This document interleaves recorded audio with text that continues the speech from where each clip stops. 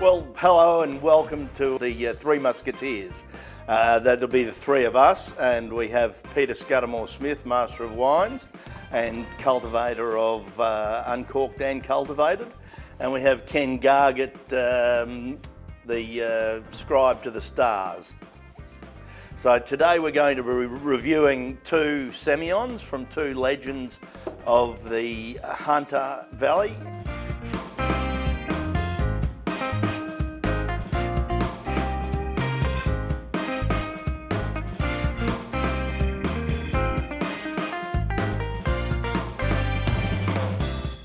The first one is from Ian Riggs at Brokenwood. They're both 2015, so we're going to crack the top on them and have a pour.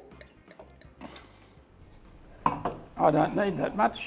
You're much more fun when you're drunk though, Scud, so I'll pour you a full one. It's very low alcohol, so it goes a long way. So that's the ILR from Brokenwood, which is their top Semillon, I think. It is. It is named after the man himself, Ian Riggs. The best. It's not always the same vineyard. It's whatever vineyard they believe provides the best wine of the vintage, and not all vintages. And this one, I think, is the Murphy's Vineyard in the Lovedale region. It's the first time they've ever used it for the ILR. So it's basically the Semillon that they pick to last the distance, really. Many Semillons age very well, but to be the star of the company, it's got to be the longest liver. So I presume that is the case. We don't have a white background here, but if you look at these wines in the glass, they're very pale. And that's quite astounding because these wines are 7 years old. And I think this is the current release. I'm not sure, but it'd be pretty close. They wouldn't have too many younger than that for ILR. So it just does give you an indication that these things live for 1 million years. They're just the good ones. My oldest is 1968, and with the advent of Coravin, of course, I can have a glass once a month for quite a long time. And by a glass, I mean 15 mils.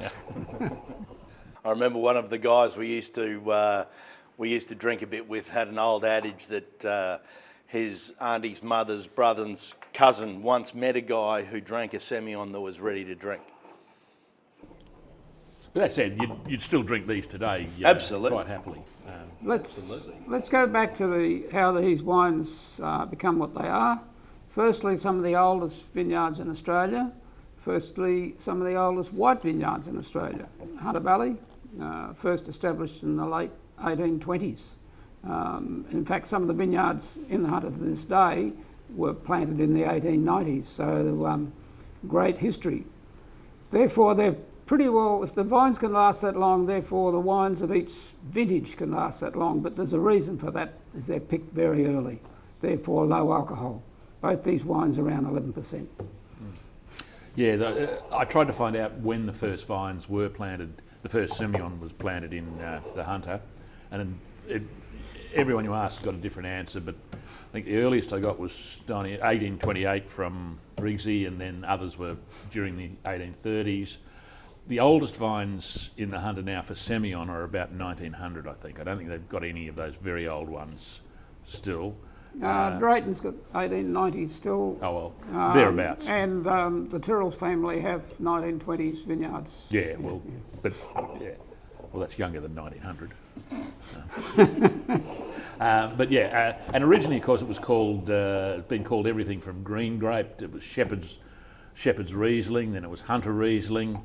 Hunter Chablis, Hunter White Burgundy, and now Semillon. Yeah. And Hock too, yes. Yeah, because we had much laxer labelling laws in those days, so you could pretty much call your wines whatever you wanted and didn't have to have a drop of, they were calling them Riesling, and yet there was not a drop of Riesling in them. And I asked Riggsy... Was that to identify with stuff people knew as German Riesling? Not so much that.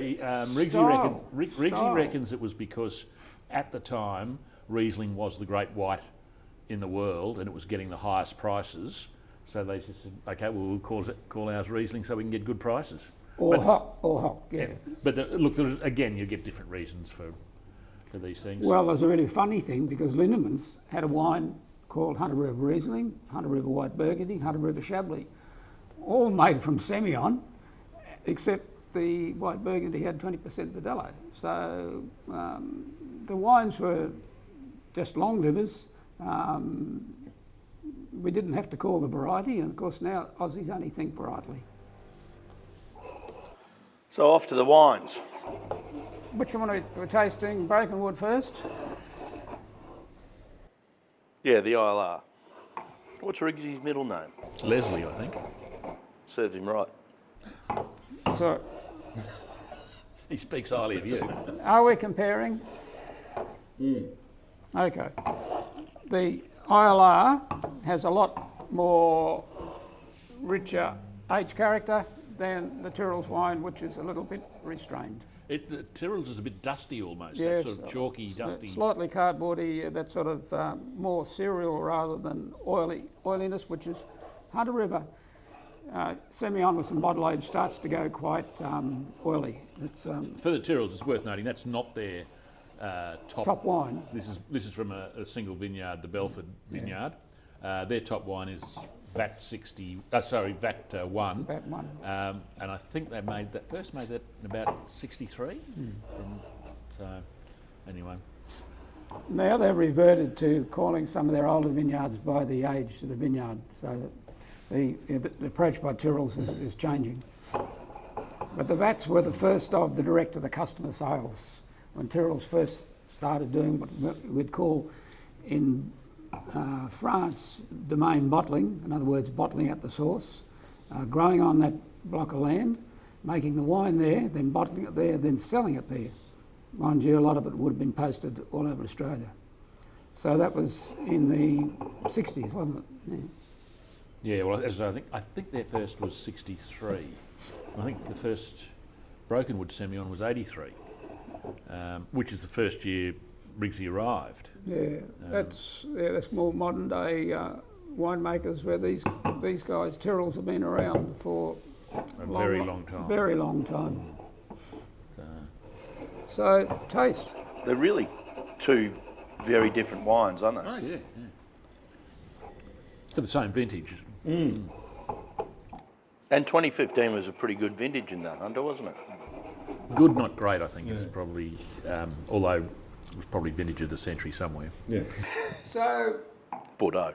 the ILR smells richer and riper, tastes leaner. The single vineyard Belford from Tyrrell's tastes restrained, but in the palate it's fuller. And both wines are going to be very dry because they're 7 years old, so 7 years in the bottle. Any wine dries out, at 7 years of age, but the dryness here is a part of the pairing with the flavour development of the Semillon. Is that too something to do with the acid content in the wine?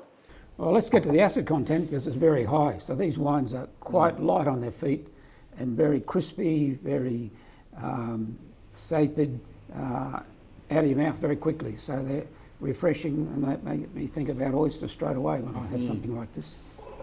When you pick early, you're going to get higher acid. Higher acid and brightness, very bright. And that's why they used to call it Riesling. There's another theory. Yeah, there's as many theories as you want. But that absolutely adds to the longevity of the wine, doesn't it? Well, if this wine at 7 years of age is that pale peapod green, imagine what it's going to be at 25 years and 45 years. So if you're looking for something, to buy as a birth year wine for your child's 21st, you could do a lot worse. You can't go far wrong. I guess. And now, Screw Cap is going to make sure they go much longer than a lot of the older ones with dodgy corks. Yes, I used to talk to Phil Ryan, the winemaker at McWilliams at the time, They had Mount Pleasant, so many problems. and they used to run them down the line with a light behind, and anything that was dark was pulled off, and 25% under cork was pulled off the line, and 75% went into being labelled. That's how bad the cork production was. Yeah. Okay. Wind A up. great blessing to have screw caps. So who's got a preference? I think today probably the Belford for me. It's just a bit more giving on the palate, but I think I'd really like to see that in 10 years' time. I think it'd be something very special. I'm going to go I'd drink the ILR today, I think, but I also think it's 25, 45 years, but that's not far behind it. And it's probably, we should have perhaps had the VAT 1 to compare the two to be more fair, but so that's going to give you the Vineyard characters. Well, obviously this will as well, but it changes year to year. But I think that's drinking just magnificently today, and that's maybe a whisker behind it. I think the ILR's showing austerity on the palate, which means it's got so much more time to go, whereas the Belford is closed on the nose, but if we left it sit for another 5 minutes, it'll probably get better, and it's very rich in the palate. So that's the drink. The ILR, keep another 10, 20, 30 years. So I hope you've enjoyed the first episode of the Three Muscateers, and we thought we'd start with an iconic Aussie wine, which is the Hunter Semillon, and I hope this helps in your choice of wine next time you go out to buy one. So it's a wrap from us, and thank you very much. Three Muscateers is brought to you by Grays. If you like the wines the boys tried today, click the link below. Chris, Peter and Ken are dressed by themselves, and when interstate, like to stay where they can get a discount. This has been a Three Muscateers production.